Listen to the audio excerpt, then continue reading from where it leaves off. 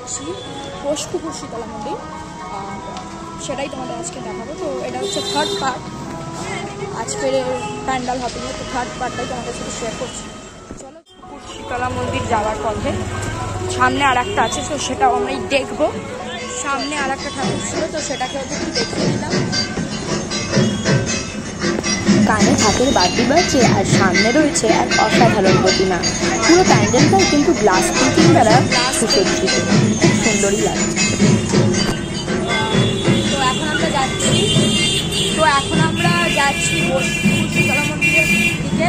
এটা রাস্তায় পড়েছিল, তো রাস্তাগুলো রাস্তা ছোটোখাটো সব কিছুই তোমাদের সাথে দেখাচ্ছে। সামনে আজকে তুলনামূলক অনেক ফাঁকা আছে, তো এই রাস্তা ধরেই এখন আমরা এগিয়ে চলেছি, ফুটপাথ ধরে।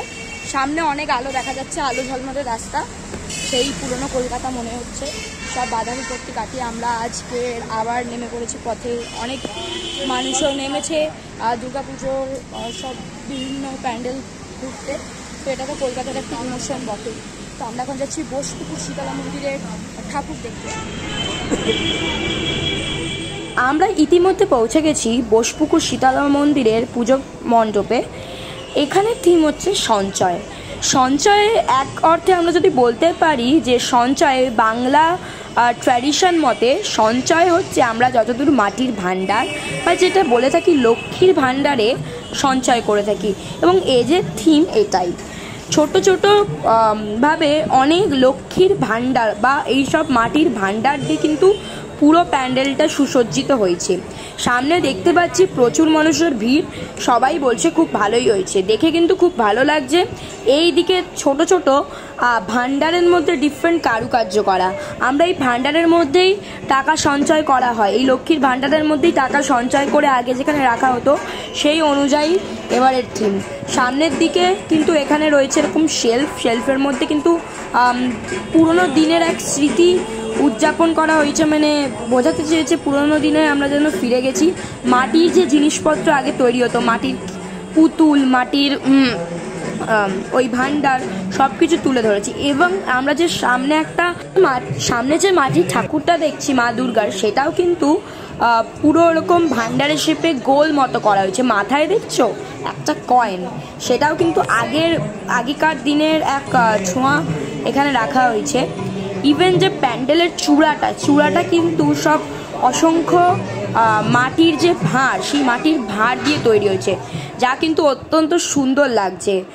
অনেক হস্তশিল্পের কাজ দিয়ে কিন্তু এই পুরো মণ্ডপটা সেজে উঠেছে, তাই প্রচুর মানুষের সমাগম হয়েছে। এই লাইটগুলোর ফলে শ্যাডোগুলোও খুব ভালো ফুটছে।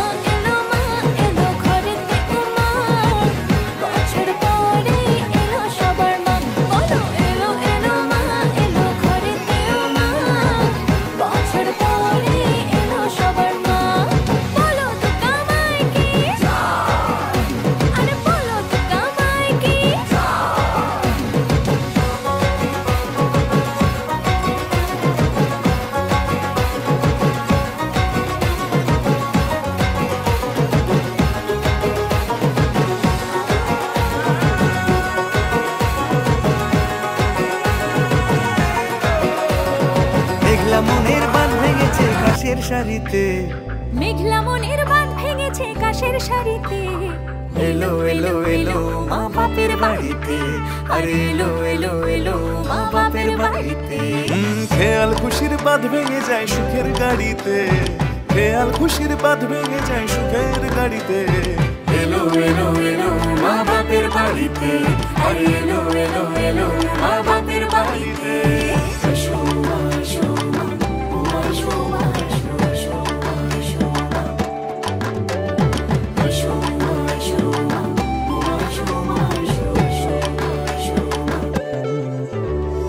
বোধন মায়ের ষষ্ঠীর সকাল, প্যান্ডেলে পাঞ্জাবি মন।